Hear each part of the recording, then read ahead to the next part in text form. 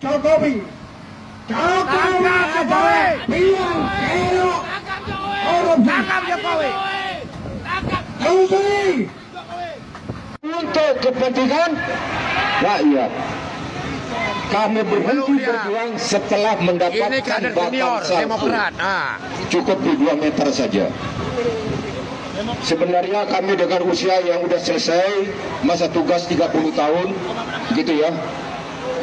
Sudah pernah bising telinga ini karena peluru, sekarang bising lagi oleh teriakan rakyat. Tidak bisa membeli makanan. Teriakan rakyat kelaparan. Jadi bapak-bapak TNI maupun para pejabat pemerintah, kejadian bulan Agustus karena anggota DPR ketawa-ketawa bernyanyi karena dapat gaji miliaran. Terus rakyat disalahkan. Tidak. Saya sekarang yang sudah purnawirawan hidup bersama rakyat, tahu bagaimana kehidupan rakyat.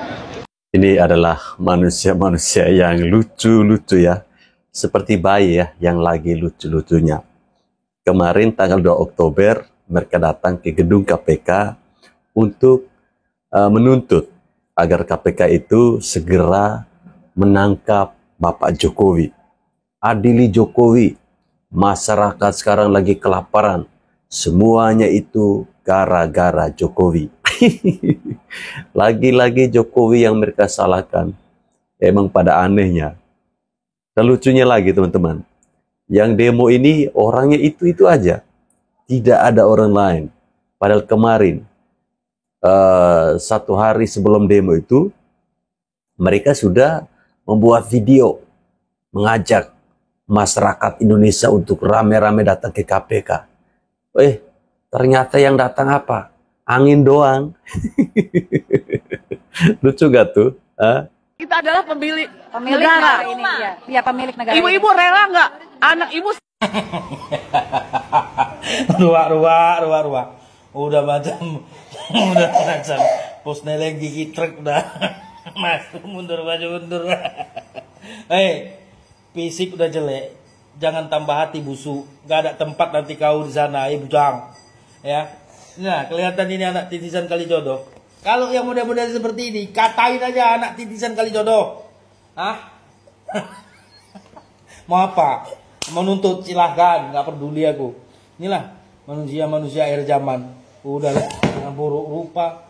Habis-habis. Tambah lagi hatinya macam setan. Nggak tahu apa pada ini ada setan berkeliaran. Setan. Ini tuh giginya keluar macam gigi truk, maju mundur. Anak jangan pet. Kita ini adalah pemilik negara nenek moyang lu. Milik apa negaranya kamu itu ada di Yaman sana itu. Pergi sana jualan onta biar laku bisa beli beras buat makan. Daripada kalian datang demo yang tidak jelas itu ya. Bikin malu aja. Bapak sedang memaksa Prabowo lagi untuk menerima anaknya sebagai calon wakil presiden 2029. Dan Bapak sudah menyatakan kemarin mengharapkan anaknya Gibran sampai 2034. Itu sepertinya dia menyatakan setelah itu akan Jan Etes jadi presiden lagi. Ini keluarga ini menurut saya sudah keterlaluan. Sudah keterlaluan karena menganggap negeri ini seakan-akan tidak. Kami tidak rela Joko Widodo menjadi seakan-akan pemilik Indonesia. Karena kami tidak tahu sejarah keluarga ini. Dasarnya dari mana kok merasa paling berhak menentukan negeri ini sampai memikirkan cucunya menjadi presiden. Mohon maaf nih, saya cuma mau tanya. Ini sebenarnya demo terkait dengan korupsi atau curhat sih? Kalau curhat, masa sih takut dengan Jan Etes mau jadi presiden? Iya teman-teman, mereka ini sebenarnya bukan demo ya, lebih kepada mau curhat ya, curhat kalau mereka itu kecewa ya, sakit hati kalau keluarganya Pak Jokowi itu tuh akan menjadi orang semua. Ya, apalagi tadi saya Didu bilang, kami tidak tahu asal usulnya. Ngapain kau harus tahu asal usulnya Pak Jokowi? Hah? Lagian kalian itu siapanya Pak Jokowi sampai harus cari tahu asal usulnya dari mana? Yang jelas kan Pak Jokowi itu tuh kan orang Indonesia, Blekok. Keadilan bagi seluruh rakyat Indonesia. Katanya, nih pemerintahan ini.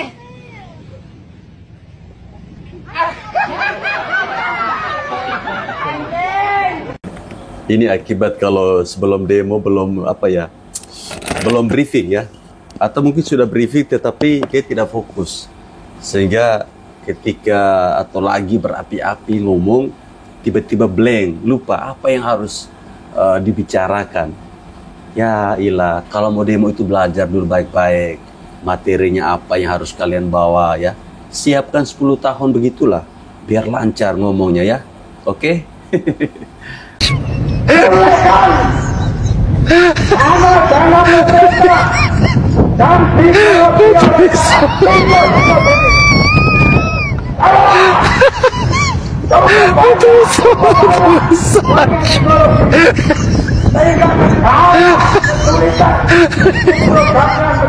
Lagi asik-asiknya demo, tiba-tiba Presiden Nepal datang. Kira-kira ngapain ya Presiden Nepal ini ya?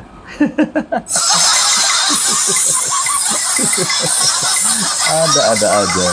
Gerombolan sakit hati gerutu KPK minta Pak Jokowi ditangkap dan diadili. Kata mereka Pak Jokowi adalah dalang korupsi Indonesia.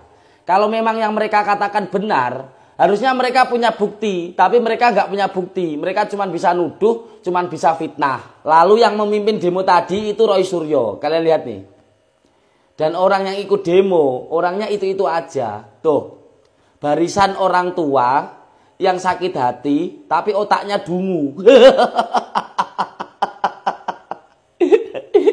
Bapak-bapak ini, mbah-mbah ini, ibu-ibu, ini bukannya mikir buat nanti ke akhirat, malah mikirin yang enggak-enggak. Malah kerjaannya fitnah orang, zolimi orang.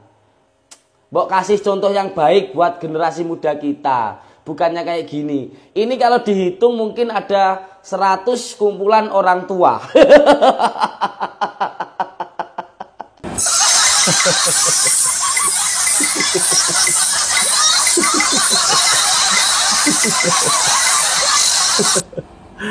Aduh, bikin ngakak saja ya.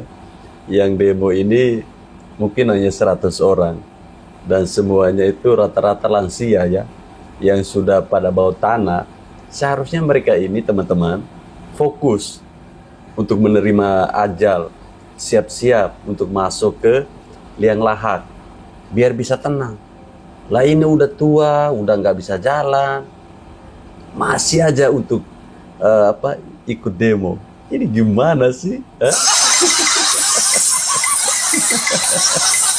Aduh, kalian ini memang manusia paling aneh kalian ini.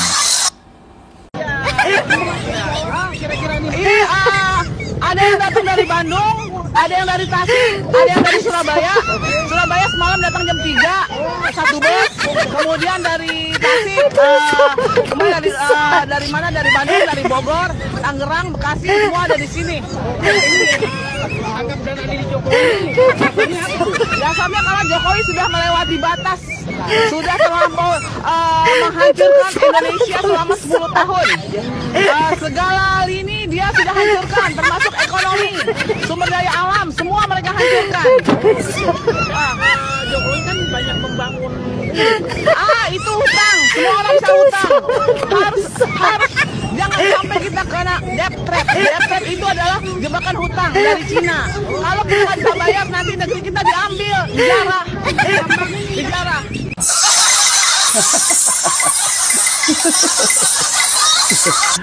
Lain kali itu kamu nih. Lain kali itu ya. Kalau mau demo itu tuh baca dulu skripnya itu seperti apa ya. Ada yang dari Bandung, ayo ke sini. Ada yang dari tadi ke sini. Ada konsepnya. Ada yang dari tadi. Dari tadi itu dia masuk daerah mana ya dari tadi ini? Ya? Assalamualaikum warahmatullahi wabarakatuh. Ayo, Pak, boleh ajak teman-teman yang dari itu ya. Pak, ayo Pak, yang dari Surabaya, yang dari bentar yuk, ayo. Ya, Surabaya, Bandung, Garut. Ya, oke. Ayo Pak, ini duluan. Yang dari Surabaya mana ya? Dari Surabaya. Dari Garut. Oke. Wala kalu. Oke. Ya, mari Bu. Ayo, mari. Surabaya udah, ada lagi nggak? Oke. Surabaya. Ayo Pak, bisa. Oke. Ya, udah banyak nih ya. Jadi gini. Hari ini tanggal 2 Oktober 2025. Kita berharap kalau hari ini adalah merupakan momentum untuk KPK untuk berani mengadili Jokowi, memanggil Jokowi karena sudah begitu ketara. Clear and clean. Clear and clean. Ini bukti ya teman. Ini bukti kebodohan mereka. Ini bukti ketololannya mereka. Masa demonya tanggal 2, tanggal itu pula ya, di tanggal yang sama pula mereka baru melakukan koordinasi. Ini gimana konsepnya? Konsepnya gimana? Lain kali itu di briefing baik-baik ya, biar para pendemonya itu tidak bingung ya. Tidak ikut blow on kayak kalian itu tuh loh. Roy Suryo, kalau Anda memang sudah tersesat, jangan ngajak-ngajak orang ya. Kamu cukup ya, tersesat sendiri saja ya. Gibran, emang gak ada kerjaan ya? Ngurus itu cucu di rumah lebih bermanfaat bro. Dihujat habis-habisan. Katanya politik dinasti, anak haram konstitusi, hingga ijazah palsu. Bahkan sempat ada yang bilang hanya tamat SD. Saya pikir, kasihan sekali wakil presiden kita kok digituin. Ternyata saya salah besar. Mas Gibran sama sekali nggak butuh dikasihani. Mengapa? Saya akan buka semuanya untuk Anda. Gini, beberapa hari lalu saya berkesempatan mengikuti kunjungan kerja wakil presiden Mas Gibran di Sumatera Selatan. Bukan 1, 2, tapi 7 titik dalam sehari. Dari kebun jagung, pesantren, pasar tradisional, sekolah rakyat, hingga inspeksi tol Sumatera yang belum rampung. Jujur, saya ngos-ngosan. Tapi saya sadar, ini momen penting untuk melihat langsung apakah sosok Gibran di dunia nyata sama dengan yang dilabeli di dunia maya. Saya akan perlihatkan beberapa video pendek untuk Anda. Kita mulai dari lokasi pertama, perkebunan jagung yang sedang panen raya di Banyuasin.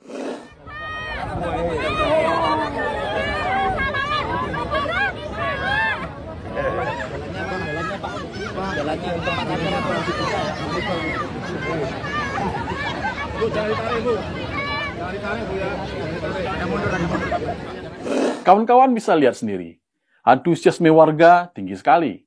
Mereka berebutan foto, rebutan salaman, hingga mengumbar tawa gembira. Menariknya, tak ada satupun yang teriak perkara ijazah. Padahal, itu isu terkini yang menjadi favorit netizen. Tapi, jangan langsung ambil kesimpulan dulu. Saya masih skeptis. Bisa saja audiens di kebun jagung ini settingan. Maklum, panen raya bisa dihadiri oleh kelompok yang sudah dikondisikan. Makanya, saya nunggu titik kunjungan berikutnya. Yang benar-benar bikin saya terdiam adalah kunjungan ke Pasar 16 Ilir Palembang. Kalau ini tidak bisa disetting. Pasar itu tempat paling rawan, ramai, spontan, penuh risiko.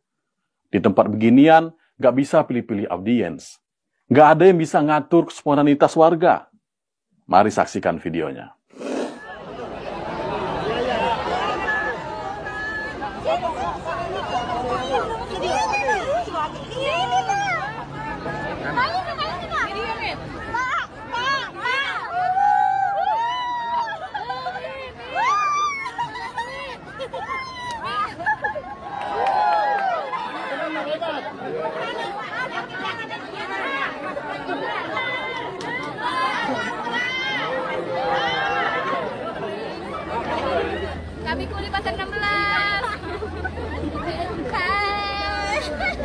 Lihat kan? Pedagang berebut salaman. Laki-laki dan perempuan sama-sama antusiasnya. Pas pampres pontang-panting. Dan saya cuma bisa kebingungan. Kok sambutan warga beda sama di Twitter? Di media sosial, Wapres Gibran digambarkan seperti aktor antagonis demokrasi. Bahkan ada kelompok yang ingin memakzulkan. Tapi di pasar ini, yang saya saksikan di lapangan justru melebihi ekspektasi saya. Wapres Gibran disambut layaknya selebriti. Tapi tunggu dulu, Anda juga jangan buru-buru percaya 100%. Bisa saja ini video yang angle-nya dipilih khusus oleh videografer saya. Oke, saya kasih bukti lain biar makin adil. Saya kasih lihat video yang bukan dari saya. Ini video dari TikTok. Diambil oleh warga sendiri saat kunjungan Wapres Gibran ke pesantren Bahrul Ulum di Banyuasin.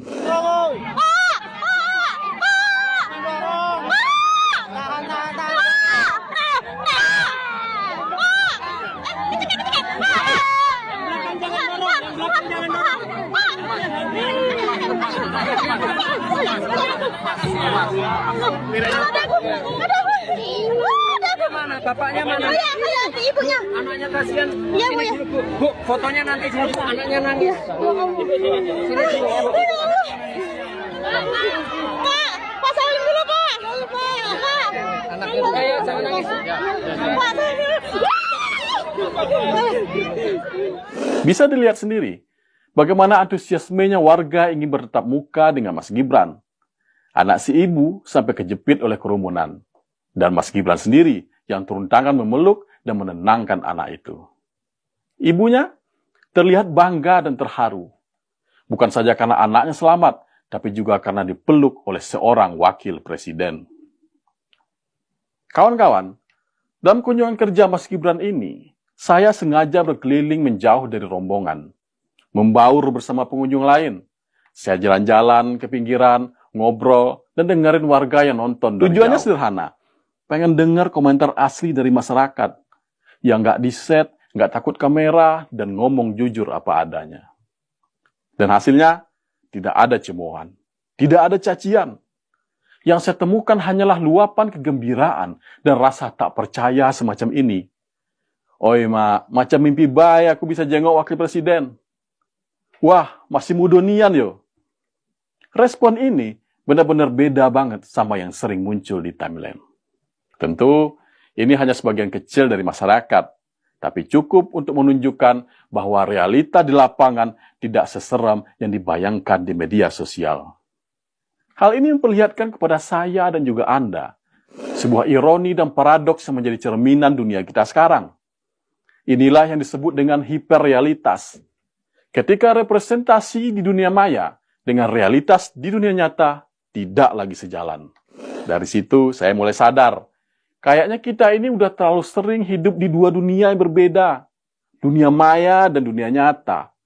Di dunia maya, Gibran dicaci maki, direndahkan dan dijadikan meme.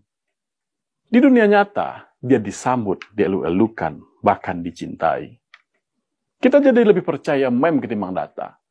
Lebih yakin caption sarkas daripada investigasi lapangan. Ironinya, kita lebih rajin marah-marah di media sosial daripada benar-benar menyaksikan apa yang terjadi di luar layar. Padahal, kalau kita lihat data suara di Twitter atau X misalnya, hanya 8% dari total rakyat. Dan itu pun sudah tercampur akun bot, buzzer, dan alter ego. Tapi kenapa kita merasa suara netizen adalah suara rakyat? Karena algoritma membangun ruang gema digital. Tempat di mana kita hanya mendengar yang kita mau dengar, melihat yang ingin kita lihat, dan meyakini itu sebagai kenyataan. Padahal yang kita alami hanyalah pantulan dari preferensi kita sendiri. Pepatah Tiongkok kuno bilang, seekor naga tidak takut pada cemoohan katak dari dalam sumur. Hari ini, Gibran mungkin sudah jadi naga politik. Sementara kita, jangan-jangan masih betah ribut di sumur timeline. Masalahnya, naganya sudah terbang ke istana. Kataknya tetap berisik soal ijazah. Padahal, teriak sekeras apapun di sumur tidak akan sampai mengguncang dunia. Kawan-kawan, sejarah tidak pernah menulis dirinya sendiri lewat meme. Sejarah ditulis lewat keputusan, lewat tindakan, lewat kekuasaan yang nyata. Kita boleh sibuk membuat caption, tweet, dan satir. Kita boleh puas dalam ruang gema digital. Tapi sejarah hanya mencatat mereka yang berdiri di panggung kekuasaan. Bukan mereka yang sibuk bertengkar di media sosial. Mungkin disinilah letak kesalahan saya. Gibran nggak perlu dikasihani. Dia baik-baik saja. Malah kayaknya makin kuat. Ya mungkin perlu kita kasihani. Ya kita sendiri. Yang seringkali terjebak dalam simulasi, lupa membaca kenyataan. Jadi pertanyaannya sekarang, apakah kita akan terus terjebak dalam dunia maya yang riuh? Atau berani menyelami politik apa adanya dengan segala ironi dan paradoksnya? Saya Beni Natullah, sampai jumpa. Gibran hanya dibenci di dunia maya, tetapi tidak di dunia nyata. Itu adalah fakta, ya.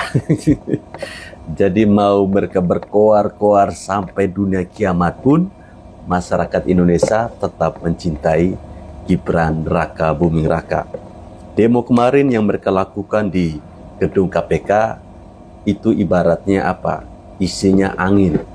Tidak ada yang bisa membuat KPK itu tuh nyalinya ciut. Ya, buktinya yang datang cuman segelintir orang. Ya, mereka mengatasnamakan rakyat. Entah rakyat yang mana yang mereka bawa. Padahal kita tahu mayoritas masyarakat Indonesia itu sangat mencintai Gibran dan juga Bapak Jokowi. Mereka demo bilang turunkan tangkap Jokowi karena Jokowi telah membuat sengsara negara ini. Gara-gara Jokowi mereka jadi lapar. Ya iyalah, gimana kalian tidak lapar? Kalau kerjanya tiap hari hanya ngurusin ijazahnya Pak Jokowi. Seluruh anak-anak bangsa yang masih mencintai Republik ini dan masih mempercayai rusaknya negeri ini atas kelakuan seorang Jokowi yang telah banyak merusak tatanan berbangsa dan bernegara. Saya mewakili teman-teman dari Gladiator mengajak atau menghimbau seluruh anak bangsa untuk hadir di KPK pada tanggal 2 Oktober 2025 pukul 13.00 sampai dengan selesai dengan maksud tangkap dan adili Jokowi. KPK harus bertanggung jawab untuk menangkap dan mengadili Jokowi. Tangkap Jokowi, adili Jokowi. Gladiator. Ya, captionnya keren ya, Gladiator. Tapi yang datang cuman apa? Nggak sampai satu pick up. Yang lucunya lagi ketika si bos ini bilang Gladiator, langsung ya malah ditertawakan oleh si Said Didu, teman-teman. Nah, kemarin ada sebuah ancaman serius yang menurut saya ketika dalam demo itu mereka bilang kalau KPK tidak berani untuk menangkap dan mengadili Pak Jokowi, maka kami akan menepalkan Indonesia. Ini harus menjadi atensi untuk Bapak Prabowo Subianto ya.